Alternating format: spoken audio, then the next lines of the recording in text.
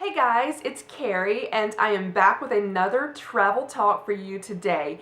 If you are new to my channel, I like to do a travel talk video every now and then. I feel like as they lead up towards my trip in 2018, I will probably be doing more of those. But if you are interested in travel talk, I do have a playlist on my YouTube channel. There's playlists pretty much for all of my videos out there, but if you're just interested in this topic, I do have a playlist of travel talk videos. Just click on the playlist button, look for the one that's titled Travel Talk, and you can watch some of the videos there. And this one will work its way into that list soon. So, anyway, this particular talk I want to do today is about booking your airline tickets and a hotel leading up to your cruise.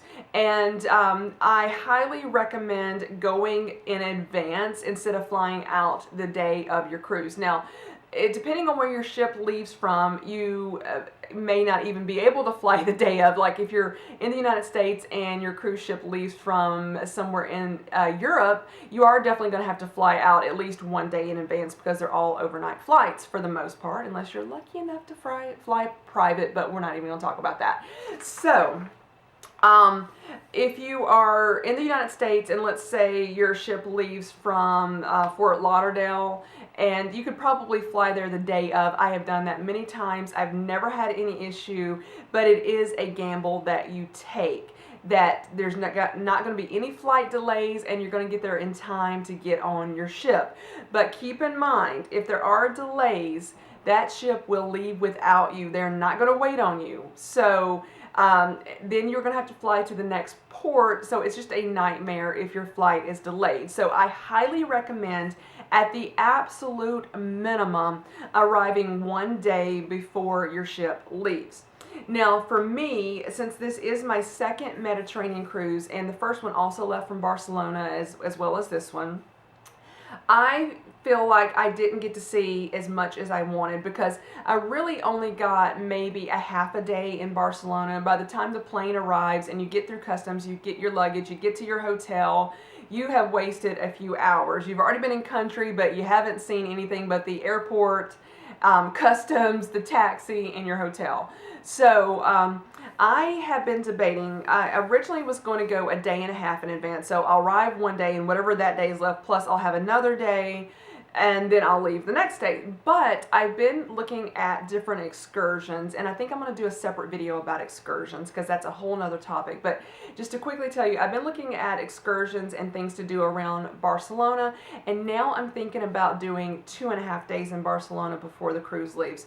It would be a much easier decision if it was a 7-day cruise, but this is a much longer cruise than that, and I'm already going to be spending a lot of time over there, so that is my debate. But it's like I really want to see more of Barcelona, and I've got to make the decision quick because I'm wanting to have everything booked before the end of December. That was just a little commercial right there. But anyway, just really think about the city that the ship is going to leave from. How much time do you want to spend in that city? What do you want to see? And then book your airline that much in advance. So that is one thing to look for. So for me personally, I have been going crazy, I'm going to say the past couple of weeks. Earlier, since I decided to take this trip, I was looking at airlines, but I really didn't look hard and try to start, I will go right up to the point of booking until I get to the payment and then see what I can take, see where the seats are. And so I've been going round and round. I have looked at almost every airline imaginable that I could potentially get on. And so far, it seems as if only 2 different ones are really going to work for me. I have looked at the budget airlines, and I was looking at Norwegian Air, Iceland Air, wow, that's, I don't know, sometimes that word is hard for me to say, WOW Airlines, and none of those are working for me. One of them, I don't even think flew to Barcelona. I can't remember which one now. And then the other 2 were not, I couldn't get flights in or out on the days that I needed them. They just weren't there on those days. And so I will say, if you're going to do budget airline, you really need to be flexible. And I can't really be that flexible with this trip. I have to arrive at a certain point and I need to leave at a certain, on a specific day. I just don't have an open-ended window of time that I can go and come back on. But if you do, definitely look at the budget airlines. You're going to save a lot of money.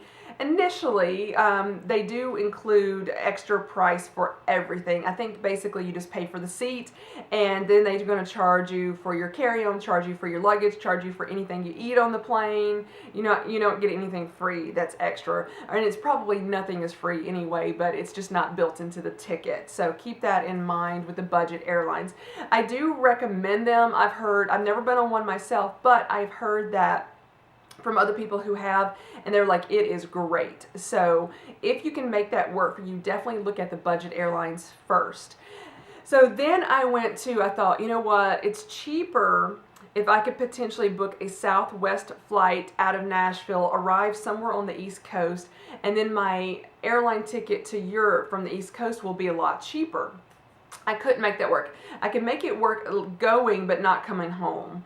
And I just my head started hurting, and I was like, I am trying to jump through hoops to save a few dollars, and I just couldn't make it work. And I thought about going and seeing a travel agent. I was debating about it, but I mean, I've been booking on my own for years. That it's like I really want to do this myself. But you could go to a travel agent as well, or get maybe one of the representatives from the airline to potentially help you out. So I pretty much narrowed down to 2 different airlines, and I've flown on both of them before. One of them I feel has a better reputation than the other one, but I feel like looking initially at the 2 different flights, I feel like one of them would be potentially more comfortable for the longer flight. So I think I know exactly which plane ticket I'm going to purchase. I just haven't decided yet because I'm still on the fence about how many days I'm going to be there before my cruise leaves. And I'm just going back and forth because it is extra money to do that extra day. But those are things to really consider. Write everything down. So that is what I'm doing. I'm looking to see what the extra cost is going to be for that extra day and go, is that extra money worth it, or would I rather have that money to maybe buy something as a, whatever, or to save for other things. So there's so much to take into consideration when you're booking your airline. Let me look really quickly. Okay, then flying home. This is huge as well when you are taking a cruise. Most of all, I think all the cruises that I've been on, and again, I think this is going to be my 8th one if I've counted correctly, they all will potentially arrive in port between like 5 a.m. and 6 a.m. That doesn't mean they let you off the ship at 6 a.m. They will have announcements that says, okay, this group can leave, this group can leave. And I will tell you that you can sign up and get a transfer, or let them know that you need to get off the ship, one of the first ones, if you do have an earlier flight. But I would recommend, if at all possible, trying to leave after at least 11 if you can. And it also would depend on the distance from the port to the airport. You've got to do that travel time. You've got to check in. You've got to go through security. And if you are in Europe, you've done shopping like I plan on doing, you probably want to get your VAT tax back. Your value, what is that? Is it value added tax? It is a really high percentage. It can be a lot of money, and I'm talking like 18 to 21% depending on where you're doing your shopping, and you can potentially get that money back. So there's going to be long lines for that, long lines to check in, long lines at security. So you're probably going to need a minimum, and I do mean a minimum of 2 hours just to do that stuff before you even basically go sit down and wait on your flight to leave. And so I've done that before, and I will tell you, one time I was cutting it so close. I got checked in, and security wasn't even that big of an issue. I'm sorry, I feel like there's a hair on my face, but the line to check in was really long, but got through that. And then I went to do the VAT tax to get that money back, and the line was super long, and I was like, oh my goodness, I don't think I'm gonna make it. I kept watching my clock or my watch, and I was just like, what do? I said, I've got to stand in line until a certain time, and if I can't get if I go past that certain time, I'm just going to have to get out of line and forego getting that money back. I do believe you can send in your receipts, mail those in. That is an option, but that makes me nervous because I'm like, what about if they just don't process it? I'd rather do it there. And so what I have been looking for is definitely a flight that leaves after 11 or noon would even be better. So that is what I'm trying to make happen, and it's seemingly difficult, let me tell you. So but anyway, that's just things to look for.